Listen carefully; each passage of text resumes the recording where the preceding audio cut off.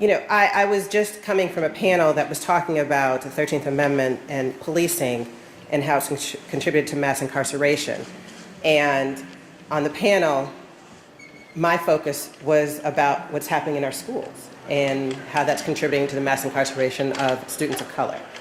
And so I kept, talking about the statistics that we gathered, my good friend here, Catherine at the Department of Education and the Office of Civil Rights. And so it's particularly important for me to be here today because I do believe that the public education system is just foundational to the success that we have in our community. And I am a proud product of the public education system. My parents, both public educators, principal, in the education system. And so I fundamentally believe that this is how that we are going to achieve the success within our society. And so I was privileged to work with former Secretary John King, and I really appreciated the ability to be able to help manage a portfolio that really spoke to the need to ensure that not only the focus on diversity within our classrooms, but understanding how that is, in effect, achieving a quality public education. And so I just want to go over a couple of things because I know that there are so many experts on this panel, and I just want to focus on some of the things that we were able to do and make you understand that the need and the understanding of this issue is real, not only in the federal level, well, not this administration, but I mean on the national level, particularly in the organizations that are working on this, but also within the states. So when I was at the department, they said we convened working groups. We had across the board within the department working to understand how it is that we could help our districts to achieve a quality public education, and part and parcel to that was ensuring that we had a diverse classroom and integrated teacher workforce. All right, so that in and of itself was the way to help ensure that type of quality education. And so in engaging in these working groups, we convened 2 convenings, bringing together state and local educators, administrators, those in the district to understand, okay, what are your needs? And these are people that desired to make sure that they are providing the best for their students, right? And so we came together and we had 2 convenings, developed recommendations, and out of that was developed an actual grant program in order to help enable there to be some focus on diversity within our classrooms, because that is so important. The evolution of Brown v. Board up to Fisher was not just about ensuring that you had a black child sitting next to a white child. It was also about resources, about ensuring that we have the necessary resources for all of our children. And because of the way that we're set up, and because of the way that financing is done today, school financing is done today, we understand that that necessarily means that you need to have a diverse, integrated classroom, all right? And so this is why we had such a focus on this. This is why there was a priority. And so knowing this and coming from the recommendations that we had from the state and local educators, we had the grant program, but we also knew that we couldn't just that could not be it. Even as we were leaving the administration, up until 2 days before we left, we were having meetings with foundations, with those in the community to say, how can we help? What else can be done moving forward? What is the strategy? In my 1 minute, I'm going to tell you everything else we did in a year and a half. And we did this because we understood that there is this desire, this appreciation for how it is that this works within our schools. And so I think there's a lot of things that are going on right now, and I guess I want to leave you with this because I want you to understand that even as we talk about this issue, the issues of public education, and the need to ensure that we're not defunding our public education system, that we're not sending all the resources to privatized schools who never wanted to necessarily have all of our children in the first place. Let's just be clear about the reason why private schools were created. But the point is this, that there is a massive coalitions out there that are working on these issues, all right? And that we need to engage in that process and make sure that we are there for our local and state educators, for our administrators who are looking for collaborations and resources. We need to be the ones who are speaking to those funders in the community, because right now we cannot necessarily rely on the national and federal government to provide the research that we were trying to do. But there are avenues in which we can assist. And so since we even left the department, there have been upwards, I think, about 5 different convenings that I participated in, secretaries participated in, Catherine's participated in, on integration at Harvard, the Ford Foundation. There's a number of things that are coming up, the National Coalition on School Diversity. All of this is out there in our grasp. And I do believe that we do have a unique opportunity right now to not simply stand by. Although our public education system is being attacked, we need to use this time to say, you know what? If you want a quality public education system, don't ignore what we already know, which is that a quality public education system necessarily means that we have a diverse and integrated classroom, that we have the resources that we need to ensure that all of our children are educated, and that we have the teaching workforce that is there, that is culturally competent and appreciative of our students' needs. That this is the way that we need to ensure that we are immediately affecting what's happening in our school systems. And so I encourage all of you, as we continue to converse about how things have evolved, to think about how you can be instructive and instrumental within your districts, working with the school boards and helping them and giving them the support that they need as we move forward.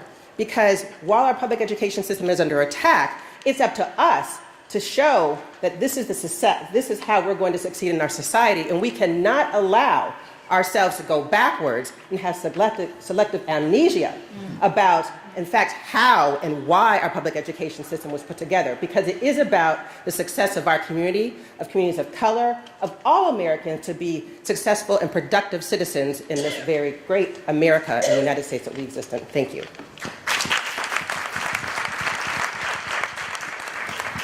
Thank you so much, Tanya. We're going to move along with Ms. Princess Moss, who is the Secretary Treasurer of the National Education Association.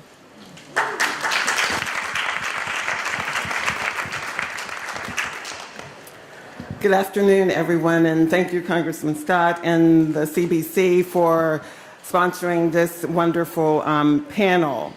I am Princess Moss, and I'm the daughter of 2 public school bus drivers who, my dad didn't finish school because he had to go back on the farm to help his family. My mother graduated from high school. But the one thing that they instilled in me, that the path to success was a great public education. They instilled in me that the way out of our small town of Bumpus, Virginia, was through a great public education. And I want that same opportunity for every little boy and girl, for every student here in America. And that path out has led me to represent the National Education Association as their Secretary Treasurer. And I bring you greetings on behalf of President Lily Escalson Garcia and Vice President Becky Pringle and our 3 million members. We are driven by a vision of a great public school for every student, that same vision that my parents instilled in me as a child. We want to be able to do what each and every one of you in here want to do, and that is help our students, their parents, and the communities that they live in be the very best and achieve the most success that they possibly can. In all of our history, we have always advocated for ways to improve education. But now we are fighting for the very existence of public education. Whether public education lives or dies in this country is in our hands. And should we choose to accept the mission, we have work to do. Public education policy has shifted from leveling the playing field into turning education into competition where there are winners and losers, and where we must step forward and champion equity. We have to define solutions that drive excellence and success among all students. A strong future for public education depends on equity for all students, and equity and equality are not the same thing. Our students must be a first priority and not an afterthought. And clearly, our system today is separate and it is unequal. It is a race and class-based system that drives decisions on resources and supports. And more than 60 years after Brown versus Board, we know that year after year, our black and brown and poor students are cheated without fail. We do have the ESSA that every student succeeds at. And our voices are being heard on the local level, at the ground. We can determine what success looks like for our students under this new education law co-authored by Congressman Bobby Scott. For us at the NEA, it's simple arithmetic. What we see in the best schools is what we want to see in every school. That is our vision. We want to find what the best schools with the most successful students are providing, and we want that for all of our schools. And I wonder how many of you know that 80% of the richest families send their kids to their neighborhood public schools. Do you know why? Because they are fabulous schools. Everyone should visit the best schools, those schools. I'm a music teacher. Those schools with art, with music, with physical education, a nurse, librarian, counselors. How about upgraded technology and the infrastructure to use that technology? Are there AP classes? Are there baccalaureates? Are there after-school programs, enrichment classes, and nutrition programs? Those are some of the things that we have been encouraging our schools to look at, to build an equity checklist of all the things that make a public school great and demand that they be offered in your own schools. The Every Student Succeeds Act offers us that opportunity. In our country today, public school children are more racially isolated now than at any point in the past 4 decades. There is data that speaks to the fact that African American students are 6 times more likely than white students to attend high poverty elementary school. And the list goes on and on. I'm not going to repeat what you've already heard. But my friends, we have work to do. The vision of NEA is very simple. Every student deserves a quality public education. Every student, whether they are Hispanic or non-Hispanic, white or black, native born or immigrant, prosperous or poor or gay or straight, they deserve access to a quality public education. We are at a crossroads, my friends, and we have the responsibility, each and every one of us in here, we have the responsibility, as they say in the Baptist church, to stay woke, to speak up and speak out on behalf of what's right for our students, for public education, and our communities that they serve. Thank you very much.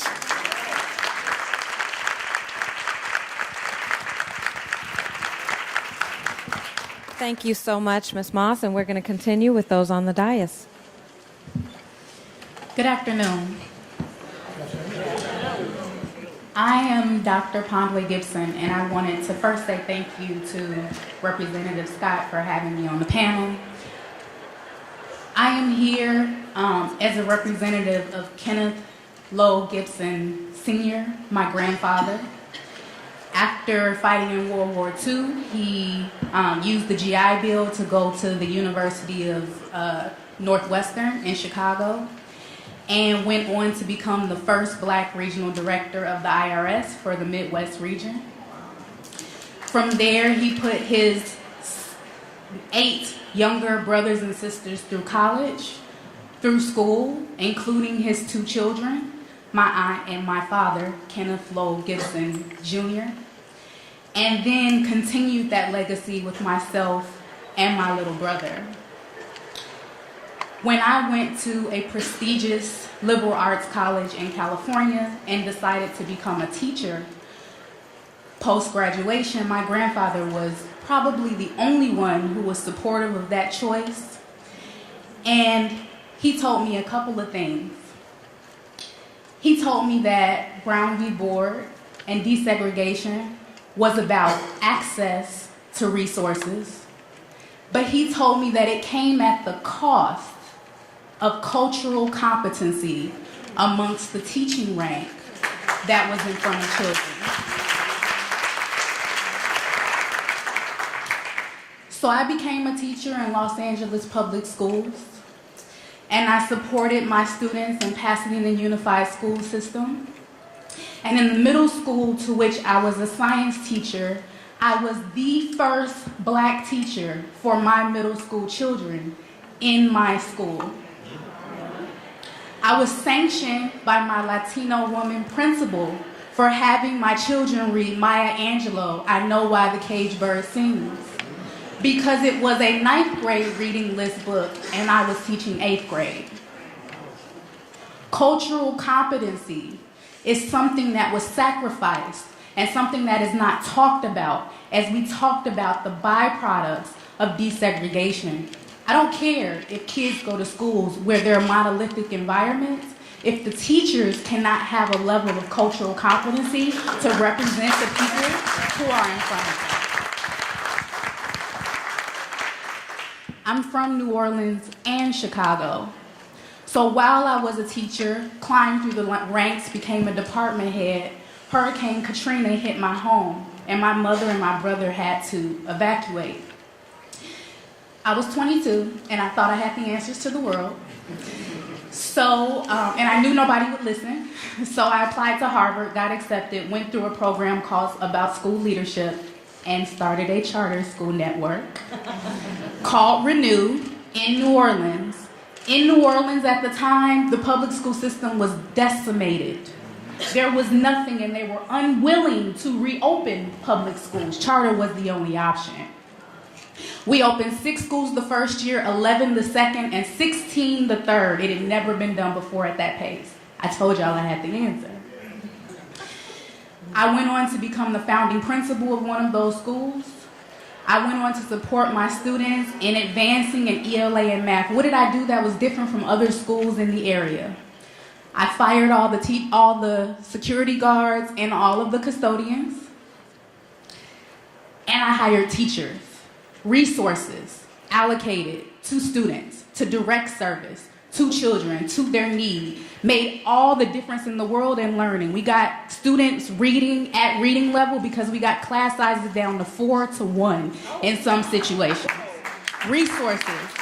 And we retained many of those teachers who came from New Orleans public schools that many other schools threw away because they had cultural competency and integrated them with the people who had the resources before that. I left that, came to DC, thought this was the bastion for something new, and within 2 months, one of my children in New Orleans was killed. And I had never lost a child before in my educational career, and 2 things hit me. 1, you cannot create educational opportunities for children without creating economic opportunities for the adults and their environment to advocate for them. Cultural competency is critical. My grandfather's lessons still sit with me, and now I run an organization called Ecotech Visions. We do green tech manufacturing. We train adults in digital competency, cultural competency, manufacturing, so they can then advocate for their children. So I left school and I'm still in education because I believe what my grandfather said is true. The only way to address the issues that Brown v. Board wanted to create, or the world that it wanted to create, is to create economic development for communities. Thank you.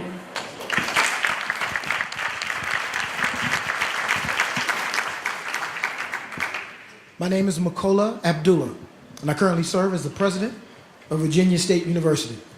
I'd like to start first by thanking my congressman who was here earlier, Mr. Donald McKeechin. I also like to thank my immediate past congressman, Representative Bobby Scott, for all of the great work that he does. I'd also like to thank my childhood past Congressman, Mr. Danny Davis. I am from Chicago. I am a product of Chicago Public Schools, and I want to thank all of you for all of your support of education, of higher education, of historically black colleges and universities, and particularly of Virginia State University. I really appreciate it. As we look forward to increase and improve educational equity, it's important to understand the importance of what are traditionally called, in our society, minority-serving institutions. Whether those institutions are Hispanic-serving institutions, tribal colleges, predominantly black institutions, or historically black colleges and universities, or HBCUs, of which Virginia State University is a member.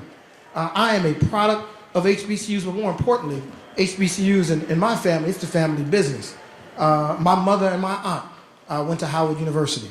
All right. I went to Howard University. Just checking.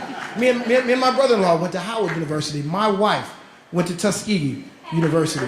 My sister went to Fisk. My other sister went to Dillard. My brother-in-law went to Tennessee State University. My 3 sister-in-laws went to Florida A&M University. I'll tell you, can't take them nowhere, right? Nowhere. My son took classes at Bethune-Cookman University before he began his career at Morehouse College. My daughter attended Hampton University before she transferred to Virginia State University, where she is now. And so HBCUs are important, and that's 1.5 generations, right?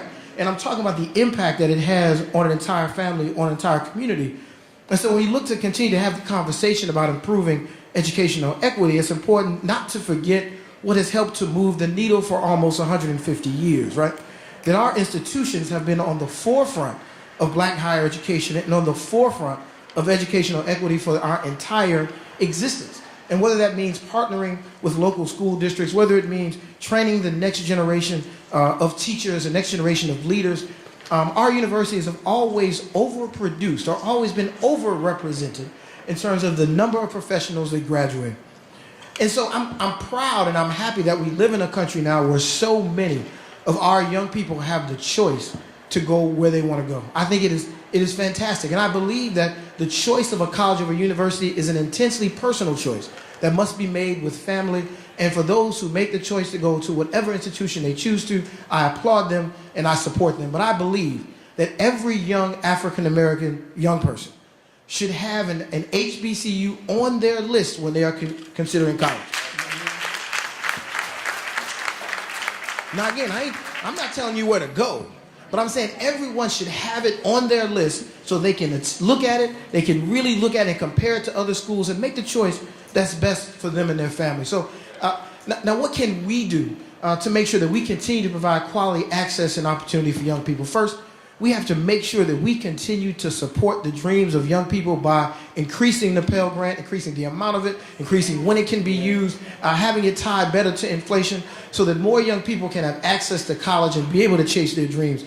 If young people can chase their dreams, can reach the American dream, if they can go back to their community where they came from and have an opportunity to make a difference with their college degree, well, then we're doing something. I think second, we have to make sure that we support the institutions, whether those institutions are private or public, whether those institutions are 4-year or 2-year, whether they're HBCUs or HSIs or predominantly white institutions, but institutions that are committed to providing quality access and opportunity, committed to providing educational justice for our young people. We have to support those institutions, whether it be with federal dollars or state dollars or our own dollars or corporate dollars. We have to make sure that those institutions are supported. Why? Because if those institutions aren't supported, if HBCUs aren't here, see, there is no choice. See, there has to be a choice. I am proud of Jalexia. Did I say your name right? Yes. I'm proud of her matriculating through Cornell, and I wish her nothing but the best. But without HBCUs as a choice, when she's coming to make her decision, she can't choose one or the other. And so whether you attend an HBCU or not, whether you attend a minority-serving institution, it's important that we all band together to support, to make sure that our children have that choice to chase their dream. The first step towards greatness, the first step towards excellence is a chance or an opportunity. And those institutions that are in the business of doing that, I believe, are on the forefront of creating America's new economy. Thank you very much.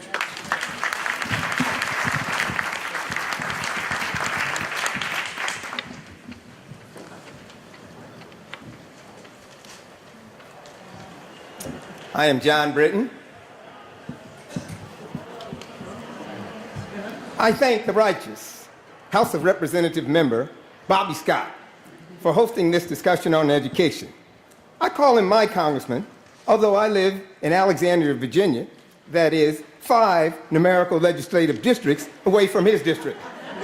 But I still claim Congressman Scott for his tremendous work for civil rights in the role as the ranking member of the House Education and Workforce Committee.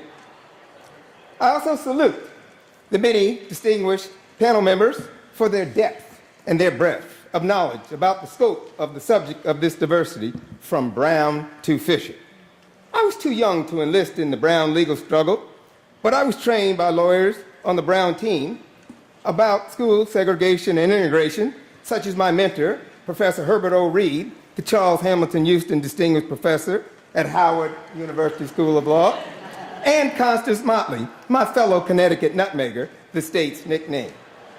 In the 63 years since Brown, the legal education community and the political struggle for equity in education has focused on the remedy to eliminate the sins of hyper-segregated schools compounded today by high concentrations of poverty of student families. W.E.B. Du Bois, a scholar, a human rights leader, and a prophet no less, predicted in 1906 that the problem of the 20th century is the problem of the color line, the relations of the darker of the lighter races of men, sick women, in Asia and Africa, in America, and the islands of the sea. If we are alive, or if he were here today in 2016, I believe Du Bois would have renewed his prophecy for the 21st century too. Today, schools are more segregated than in 1954, as you heard earlier. I will share a little story about northern school segregation in the 1950s that first exposed me to school segregation, although I did not really know it until I became a law professor at UConn Law School.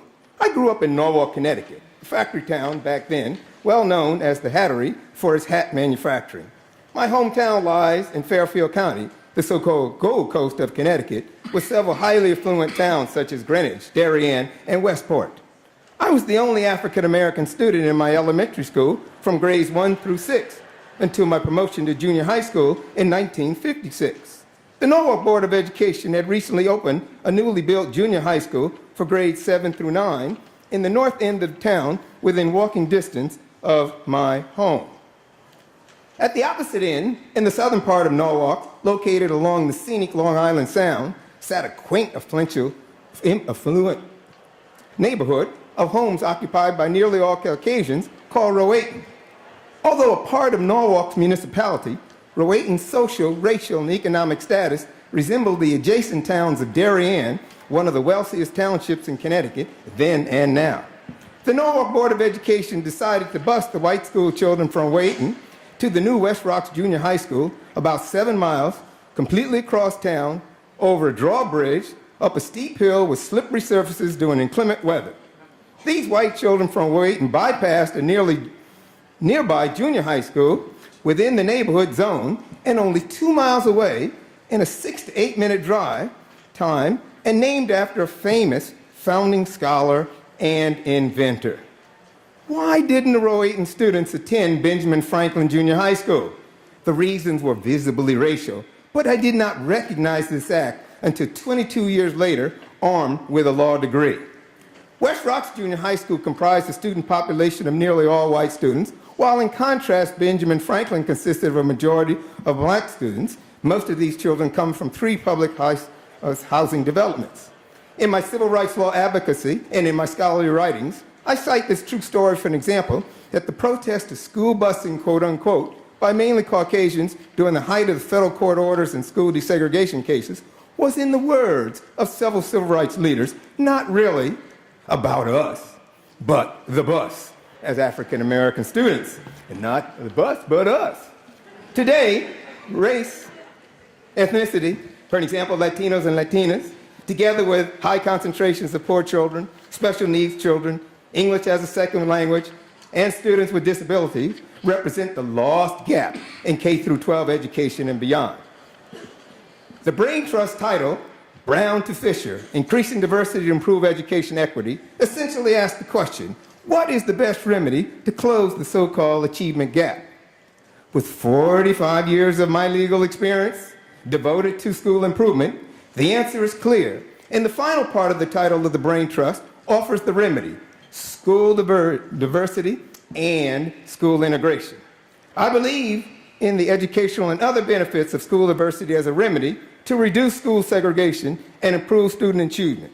In fact, I begin to close with a shameless self-promotion that I want to call your attention to an upcoming national coalition of school diversity, NCSD's 4th annual conference entitled The Struggle That Must Win, Advancing School Integration Through Activism, Through Youth Voice, and Through Policy Reform.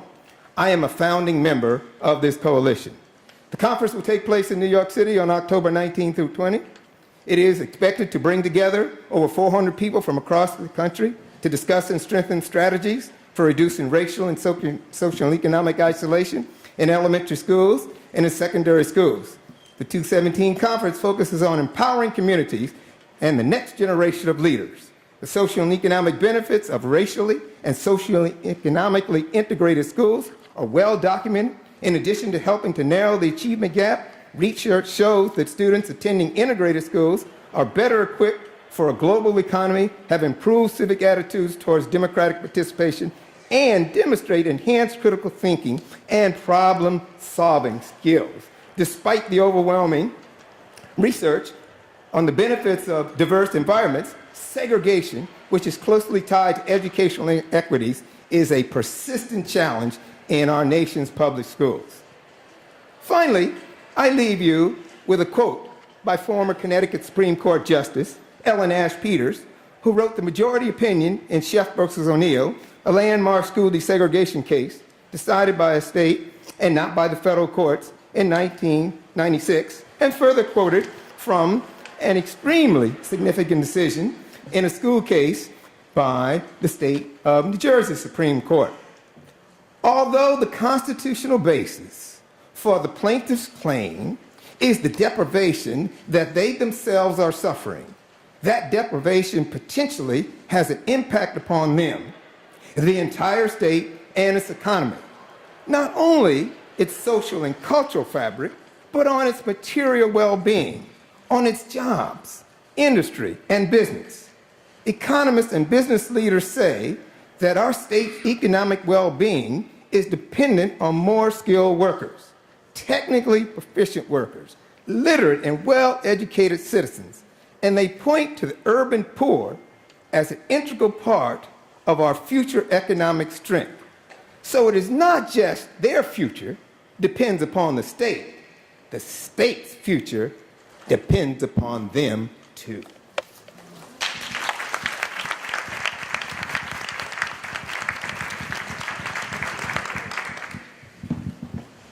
Good afternoon, I'm Andrew Nichols. I'm the Director for Higher Education Research and Data Analytics at the Education Trust.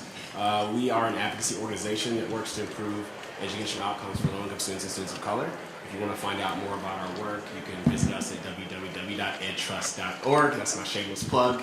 I want to thank Congressman Scott and the CBC for hosting this event and this forum. I'm a data person, so I'm going to just drop some facts, not alternative facts. But I want to start off with telling you about where we were in terms of degree attainment in 1975. So in 1975, one in four, or 25%, of young white adults had at least a bachelor's degree. Today that number is about 37%. If we're talking about young black adults, we're actually at the same place young white adults were in 1975. Just 1 in 4 young black adults have a bachelor's degree or more currently. We've come a long way. In 1975, we were at about 10%. So we've made some significant ground, but we're 40 years behind. And so we have to figure out exactly what do we do to catch up. So to catch up, the first thing we have to do is get more black students into the right colleges. Not just college, but into the right colleges. And I'll talk a bit more about that in a second. And the second thing we need to do is ensure that the black students who do go to college actually complete. We have a completion crisis on our hands, and I'm going to share some data with you about that now. So over the past 40 years, we've really done a good job in getting the message out in terms of telling people to go to college. If you look at kind of immediate college going rates for high school graduates, that has gone up for everybody. And so we've done a really good job of that. And what you'll see is that these rates have increased by about 10 to 20 percentage points for everyone, Black, Latino, whites, everyone else.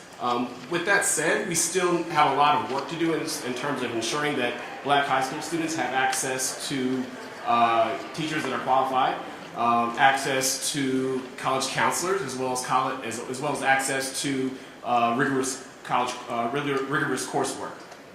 So we need to do better with that, and we also need to figure out a better way to give working adults pathways to post-secondary education. So people who did not go to college initially, they're working. We need to figure out better ways to kind of give them viable access that's reasonable and affordable. We can't leave these folks behind if we're going to kind of improve degree attainment overall for Black students. So although we made these gains in post-secondary educational access, like I said, we need to be more nuanced in this go to college message that we pretty much roll out to young folks. Not all colleges are created equal. And attending the worst college is a recipe for disaster. It leaves you saddled with debt, you have no degree, and you can't pay it back. And even those that go on to complete, particularly Black students, accrue a lot of debt. The average Black student who receives a bachelor's degree accrues about $27,000 in debt. This is about $8,000 more than what white graduates borrow and owe. Now, we also have an issue with where Black students are enrolling. And so if you look at the enrollment trends, you'll see that Black students are disproportionately enrolling at community colleges and for-profit institutions like the University of Phoenix, Strayer DeVry, and those. In fall of 2015, about 53% of Black students were at those institutions, compared to about 40% of white students. Although community colleges and for-profit institutions are accessible means of access to college, by and large, community colleges are reasonably affordable, but they have low completion rates. About 1 in 4 Black students who enrolls at a community college graduates with either a certificate or some type of degree in 6 years. That's 25%. This is compared to about 45% for white students. If you look at for-profits, by and large, these institutions are extremely pricey, and they have extremely low completion rates. Their completion rates are lower than those at community colleges. Fewer than 2 out of 10 Black students receive a bachelor's degree within 6 years at a for-profit institution.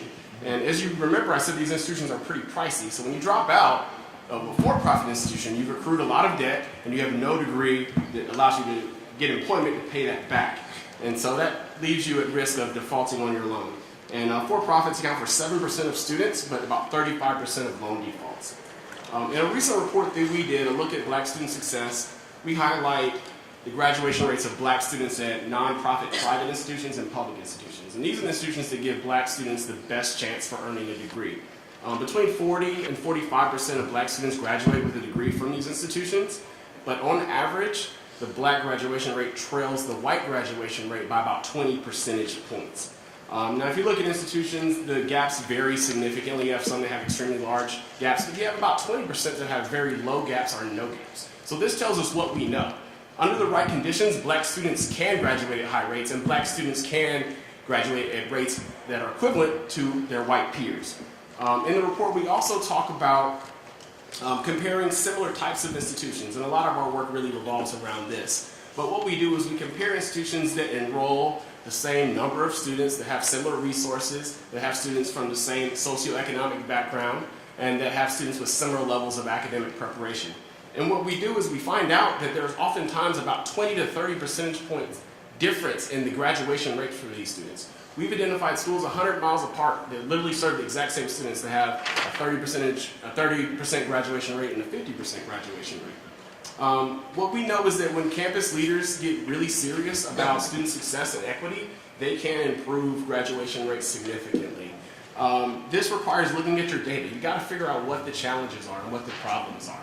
Is it a developmental math course? Is it an introductory math course? Is it not enough or adequate college advising? Or is it an issue with campus climate?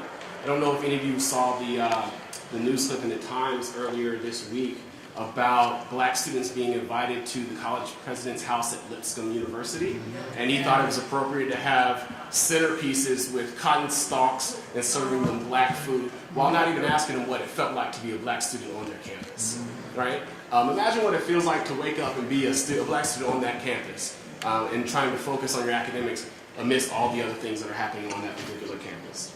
So let me close with this last piece. One final thing that we discussed in our report deals with the underrepresentation of black students at what we would call elite selective institutions that tend to have more resources than most and tend to have high completion rates. This was actually pointed out in a New York Times article last month that highlighted how black students are more underrepresented now than we were at 35 years ago at top institutions. To me, this is troubling. First, black students deserve the right to attend these institutions too. These are institutions that prepare our future leaders in business and politics and other aspects of American society. And so these institutions give people a leg up, and we need black students to be in those environments and have access to those networks and resources.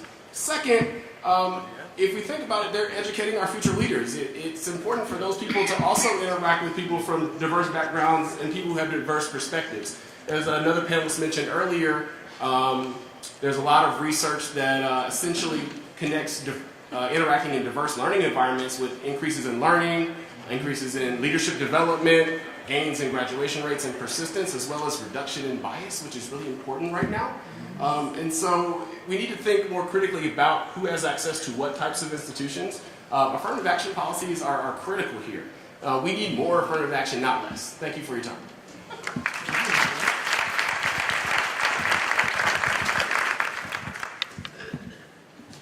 Thanks so much to the panel. We are going to call up Lexia Clark, who is a sophomore industrial and labor relations student at Cornell University. She's going to give some remarks, and then we'll kick off audience questions. Lexia?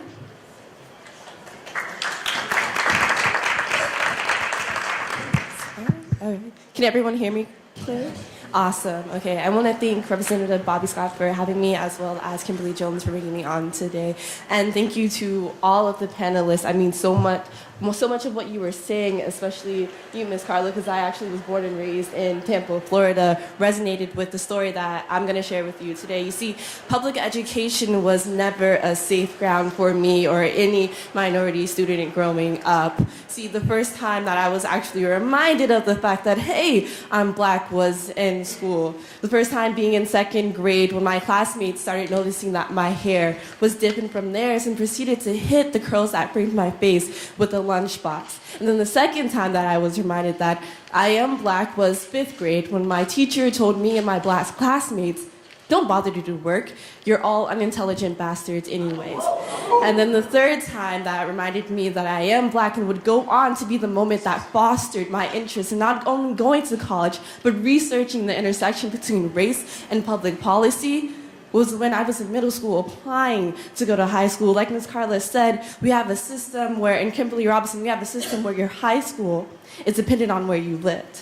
So my mom was on the phone calling and she was yelling, thinking that raising her octave would make these people see reason. She said, why can't they go to your school? Do you know what happens to kids that go to that local school? They don't ever succeed. And so what she was referencing was all of the cousins and family friends that I had go to my neighborhood school, who either ended up as high school dropouts or teenage mothers.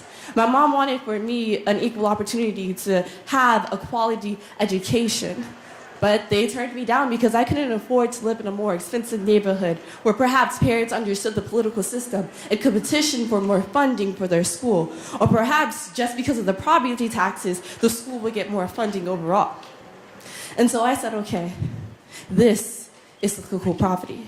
This is what I wanted to understand. And if I somehow got to college and understood and researched race and public policy in that intersection, maybe I could find the solution to the situation not only that I was facing, that my community was facing as well. And then I got to college and I realized that the fight for justice does not end there. As the most recent incident at Cornell University demonstrates, where a group of white students proceeded to beat on a black student and call him sand nigger until he was bleeding. This incident and so many before it were reminders that minority students, not only are we susceptible to microaggressions that then can turn into physical aggressions, we lack equal opportunity to educational resources and academic and emotional support. That was my experience until I found the Ronald E. McNair Scholars Program. It was the first time that my identity as a Black woman from a low socioeconomic status was not seen as a source of limitation, but was seen as a pillar of strength worthy of support and acknowledgement. I don't know if you know, but Ronald E. McNair was a Black man who's doing his time. The public librarian called the police on him so that he would not have access to the education that a public library could provide.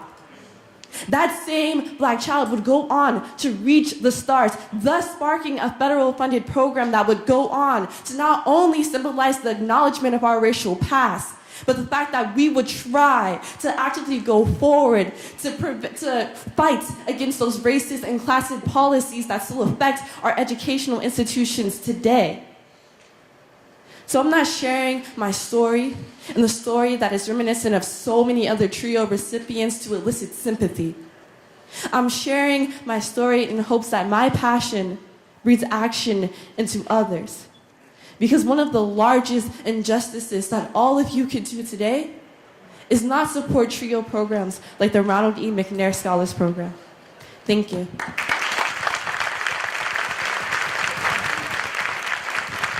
All right, thank you. Let's a long round of applause for that. That was wonderful.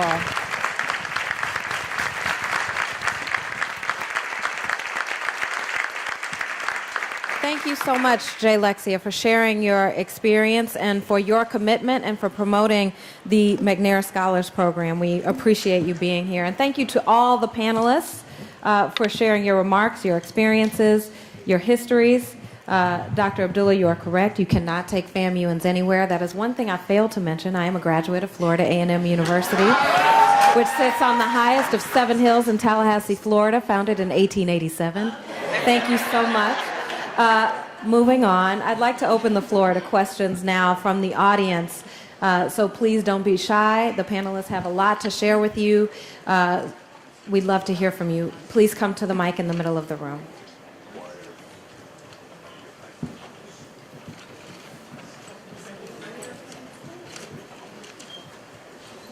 Hello, thank you guys. My name is Dr. Ellen Arnold, and I work I'm a Science and Technology Policy Fellow. I don't want to meet all of you guys because I'm in education at a government agency. I won't say which one because they told me not to.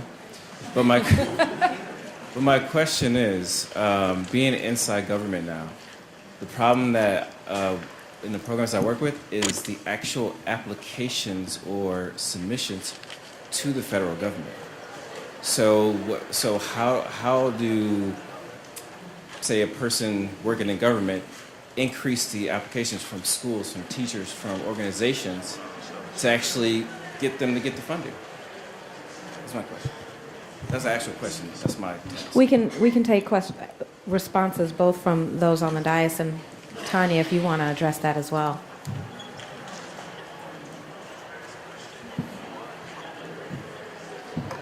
I'll just start and say that I appreciate the question. It was a concern that I know we had when we were at the department.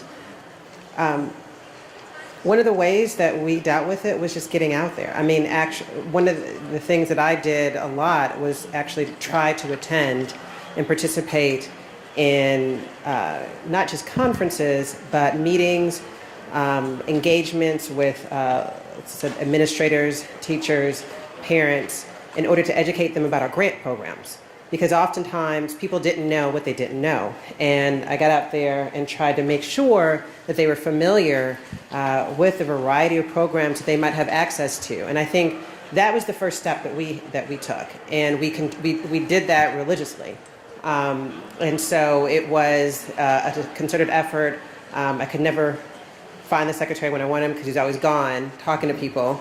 But at the same time, he put all of us out there as well, and we were, part of that contingent that was trying to make sure that we knew that people knew what the grants were offered, both on, not only through I mean, there are a variety of different grants that people could obtain, not just for K through 12, but obviously through after-school programs as well as programs that could assist kind of the entire family. And so I just, that was one of the things that we did. And so I don't know what the ability is right now inside government, but things like this and trying to have those one-on-one conversations was actually particularly important for us as we were attempting to make sure people actually provided useful proposals.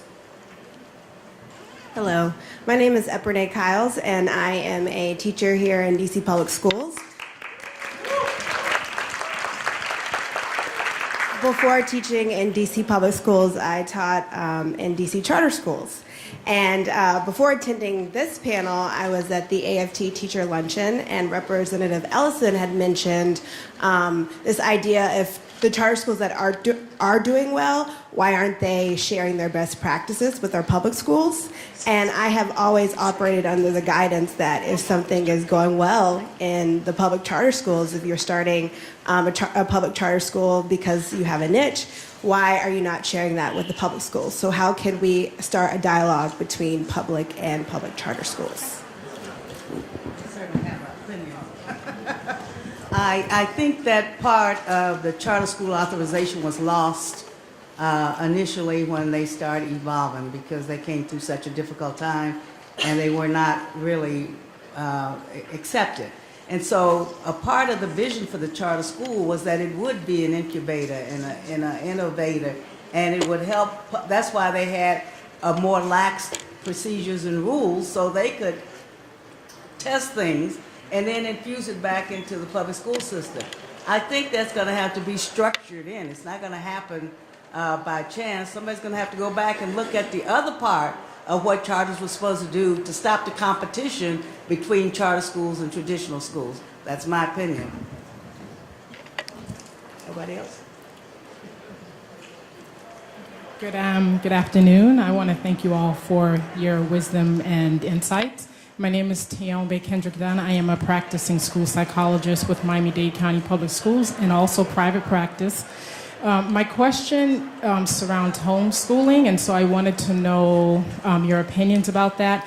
In my private practice, I actually have, the majority of my private clients are Black, different ethnic backgrounds.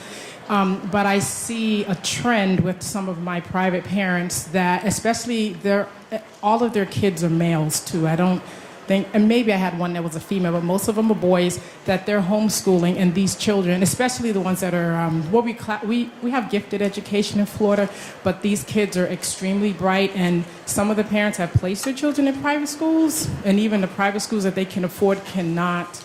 They just found a lot of issues. And so I just wanted to know your thoughts about that because I've had to learn myself about homeschooling and with some of the kids and the parents being able to support them because that is the choice that they have taken. But I've seen these kids just grow. It's just amazing to me because I think choice does matter and everything is not right for everybody. So. Thank you so much for your comment. We only have time for about 2 to 3 more questions. So please, as you step to the mic, if you have a question for the panel, that would be great because we'd love to hear more from them. Thank you. Well, I can, go ahead. Well, many of my peers, including my sister, my best friend, many of my peers around 3rd and 4th grade took their Black boys out of public school on purpose, having significant resource and an ability to homeschool, finding that a better way. I think it goes back to the point that I was saying. If you start to look at schools, there is a very small percentage of Black male teachers. There was actually something going around social media and going around the news lately about Black male teachers and the absence of that and the effect that that has on a student's ability to matriculate successfully through the public education system. I've witnessed that firsthand with a lot of my peers, and I have personally supported it when it's my nephew at stake. Because the school system has not been set up to serve that population effectively, particularly the brighter ones. Thank you. We'll take the next question. I have a different opinion, obviously. I think homeschooling may have a place for some kids, but we're trying to grow our kids into a global society. And I think part of what's needed is for them to know how to interact with everyone. And I think they may get academic education, but they don't get the other part that they need. And so and then the homeschooling really started to resegregate, to get away from Brown v. Board. So I have a different opinion about that. Just want to state it. Thank you so much. We'll take the next question. All right. Thank you all for being here today. My name is Chris Ford. I'm a special assistant on the K-12 education policy team at the Center for American Progress. And a lot of you spoke earlier about desegregation and how that's still something that we talk about, 60 years after Brown versus Board of Education. And I don't know if everybody in the room has been following this, but this past, I guess, a couple of months ago in Jefferson County, Alabama, we have the Gardendale School District, which has decided to, or at least attempted to, there we go, secede. That's a great word for that, from Jefferson County's public school district. And I guess my question is, how do we navigate this space where we have a Secretary of Education who has, in some ways, rightfully stressed that local autonomy is important in education because, and not everybody can do everything the same way, but local agencies aren't always good actors, and so how do we combat local agencies when they're doing a disservice to Black children and brown children? I just want to highlight for the audience, on the table outside, there are two really interesting articles about the Gardendale case specifically. One is by Nicole Hannah-Jones in the New York Times Magazine, and the other is by The Nation. I'd also like to note that the Gardendale case is LDF's case. So I will say this, school districts across the country are experiencing this phenomenon where communities within school districts are looking to succeed from the broader school district so that they can keep their resources within their community. The problem with that statement is that oftentimes it's not just their resources they're keeping within their community. It's a situation that they have gratefully accepted the resources of the broader school district, and then as soon as they secure those resources, they look to succeed. So we're seeing that around the country. Erica K. Wilson is a UNC professor of law who does a lot of work around school succession issues. She posits that we need to really think hard about this entrenched idea of localism, the idea that local communities should be the provider of the school system, and think really hard about whether we need to have a more regional school system so that the resources, at least in an entire region, are equally allocated. What we are often seeing is these larger school districts like Jefferson County that essentially one part of the community, which is often divided by racial lines, says we're going to succeed and provide and host our own school district. And it's resegregating our schools. This is not new. This is certainly not new. When some of my cases first got started, one of the first things that school districts did when they were faced with Brown v. Board is say, oh, we'll fix this. Instead of desegregating, we will make a new school district and we will draw the lines around the white residents. So now our school district only includes white residents. So when they come and say we have to desegregate, we don't have to do it because that's not a part of our school district. It used to be that the case law provided a remedy for that sort of thing. I have had cases where the court essentially said, you did this to undermine our desegregation efforts. I'm not going to let you do it. You can't have a separate school district. The law has changed over the years. A part of the reason that the law has been able to change is that the public has not paid attention. And so it's very important for everyone to educate themselves about these issues because it's happening all across the country. I just want to comment on that one question as well. So too often in American education policy, we are sacrificing our children on this altar to local control. That has been the history of our country in terms of local control. There is great state control at this point over education, but this notion of local control is too often used as a tool to privilege the more advantaged classes and to disadvantage black and brown children and poor children. And so I think we need to push back on this idea of, I write a lot in my work, and I'm just going to do a shameless plug for the book I did with Charles Ogletree about pathways to equal education opportunity. We talk about regionalism, as I just mentioned, but we also talk about the need for shifting this understanding of education federalism, that local control is too often used as an excuse for inequality and injustice. And instead, we can move toward a system for all children that has equal access to an excellent education, and that still allows for innovation at the local level, but doesn't use local control as an excuse for inequity. And can we get the name of that book, please? Sure. It's The Enduring Legacy of Rodriguez, Creating New Pathways to Equal Education Opportunity. Charles Ogletree and I co-edited it together, and it offers a variety of solutions for getting to equal educational opportunity.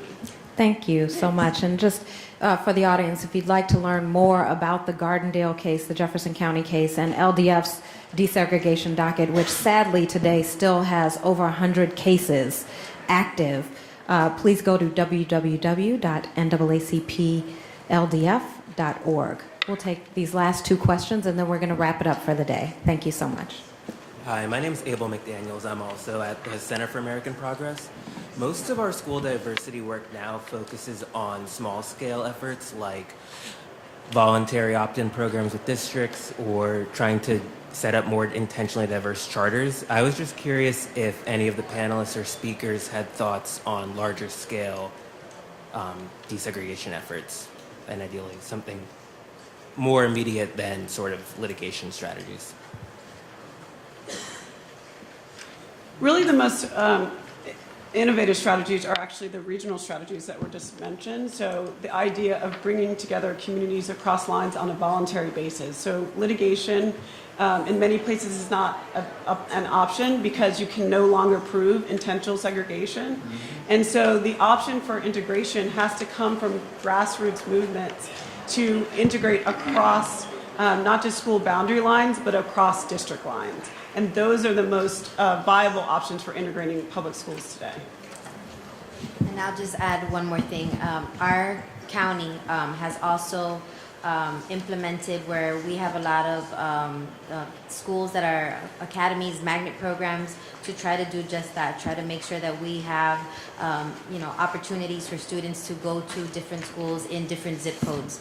And it has worked to a certain extent, but at the same time we see that certain communities will try, because of that local control, will try to buy seats for their students in their community so that those seats are kept for them and not for students that are coming from other zip codes. So we're trying. There's a lot of things that are being implemented, but we see the pushback also from communities.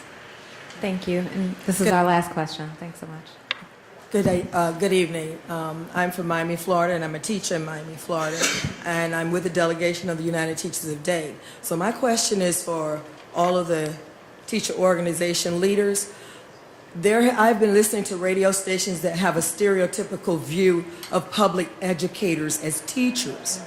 A lot of them are saying that we don't work well with the children and we don't teach them well, and so they're using us as a pounding board to try and deter people from coming to public education. And that's not true. A large group of us are very well equipped, and our teacher organizations are educating us to educate the children. And a lot of them, the information that I heard on the radio was that these teacher unions are putting all these bad teachers out there and protecting them so that our children are not getting a good education. I want to know from you all, how are we going to change that?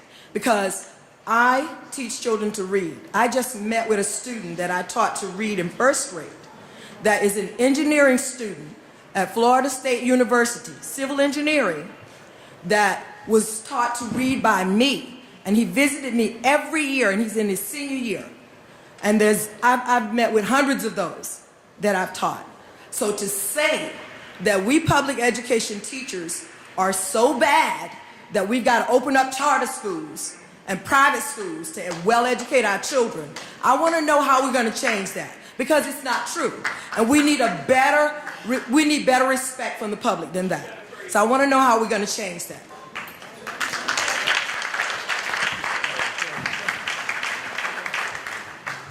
So what I would say is that you need to tell your story in the grocery store. You need to tell it everywhere you go, and you need to encourage your colleagues, because we are letting someone else write our narrative, and that is wrong. We have to write our own narrative, and that is really in our hands. So I would encourage each and every one of you to make sure we all have stories. Tell your story about the positive things that are going on in public education. Tell your union your story so that we can put those stories out there as well. Nobody is going to do that for us. It is incumbent upon us to ensure that we write our own narrative and not let the anti-public education opponents do that for us. What I would like to add is that we just have to just realize that that it's fake rhetoric. You know, it's out there. It's intentional. It's intentional to try to say poor things about public education because that's the way we dismantle it faster.